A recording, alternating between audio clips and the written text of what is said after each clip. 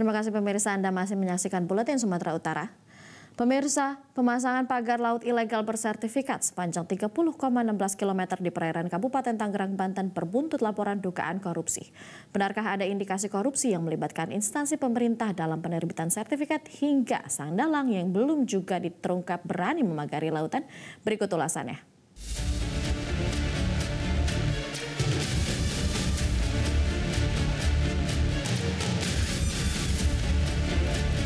Kamis 23 Januari 2025, Masyarakat Anti Korupsi Indonesia atau MAKI melaporkan dugaan rasuah ke Komisi Pemberantasan Korupsi terhadap proses penerbitan ratusan sertifikat hak guna bangunan atau SHGB dan sertifikat hak milik atau SHM di area perairan Kabupaten Tangerang, Banten yang belakangan memantik polemik karena dipagar secara ilegal.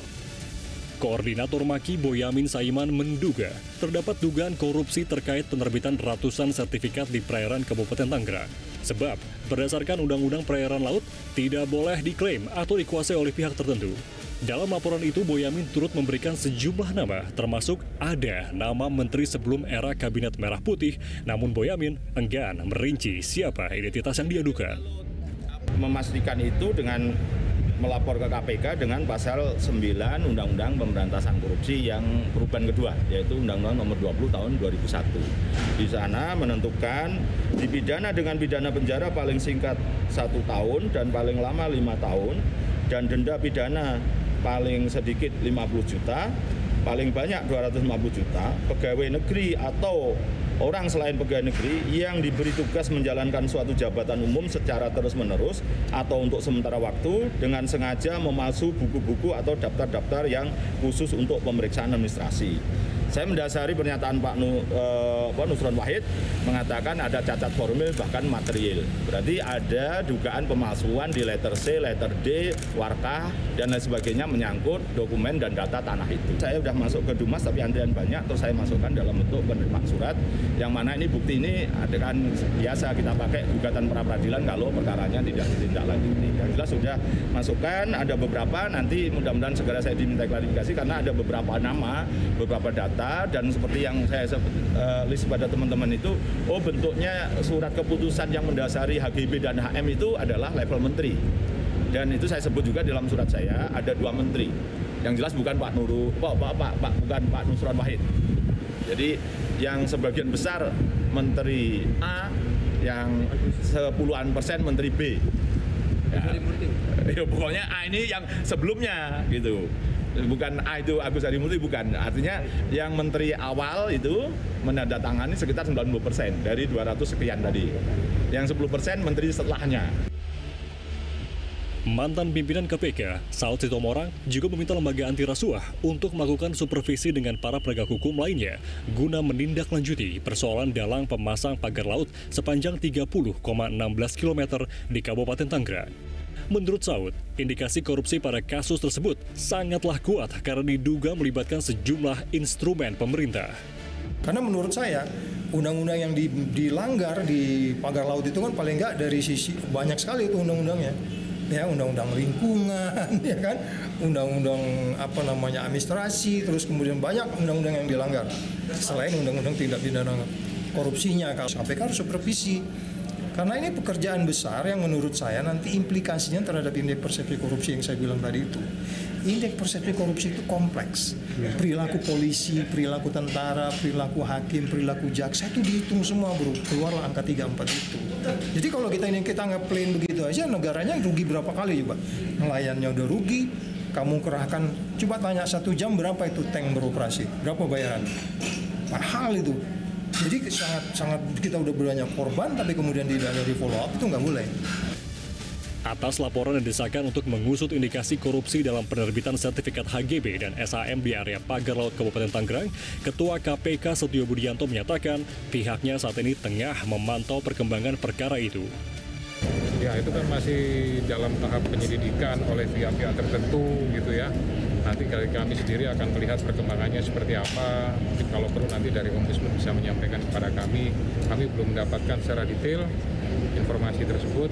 Ya baru info-info saja, gitu ya.